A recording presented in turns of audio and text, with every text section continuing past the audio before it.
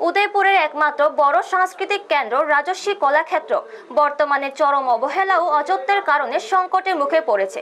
স্থানীয় সংস্কৃতি প্রেমী ও শিল্পদের অভিযোগ, দীর্ঘদিন রক্ষণাবেক্ষণের অভাবে গুরুত্বপূর্ণ এই হলটি এখন প্রায় অচল অবস্থায় পৌঁছেছে।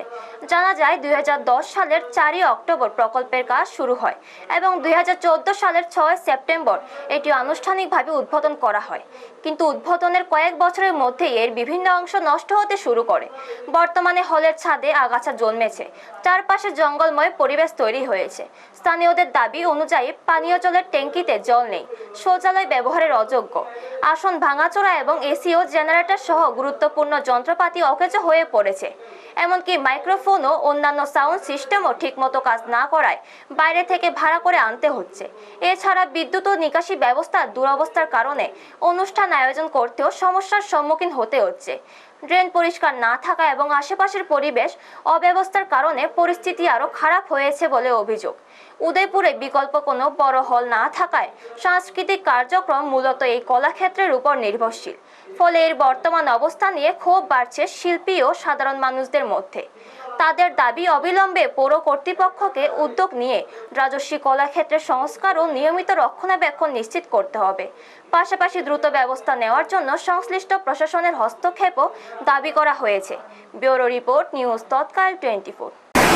উদয়পুর রাজস্বী কলাক্ষেত্র একমাত্র সাংস্কৃতিক একটা কেন্দ্র, মানে যেখানে সাংস্কৃতিক বিনোদন হয়, বিভিন্ন হল সভা হয়, রাজনৈতিক দল থেকে সাংস্কৃতিক কর্মীরা এটা ব্যবহার করেন। 2014 সালের 6 আগস্ট এই টাউন হলটা তৈরি হয় রাজস্বী কলাক্ষেত্র। এটা উদয়পুরের প্রাচীন টাউন হল, তার অল্টারনেটিভ হিসাবে একটা, মানে যেটা শীততাপ নিয়ন্ত্রিত এবং আধুনিক কলাক্ষেত্র। 12 বছরও হয়নি এই কলাক্ষেত্রটি এখন অনেকটা ধ্বংসের পথে।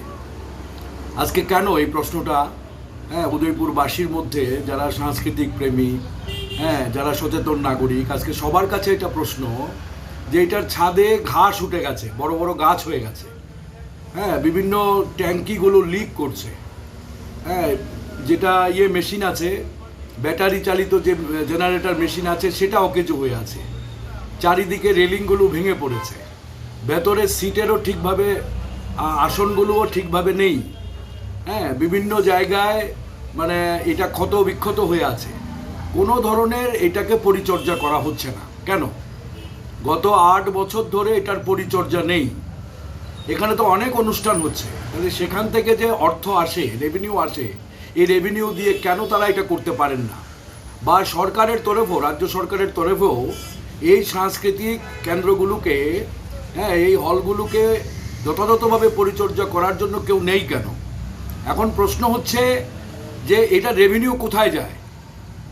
যারা এই হলটা তৈরি করেছে, যারা নির্মাণ সংস্থা, তারা বলে গেছে যে 5 বছর এটা তাদের দায়িত্বে থাকবে পরিচর্যার বিষয়টা, কিন্তু তারপরে এটারে বছর বছর পরিচর্যা করতে হবে।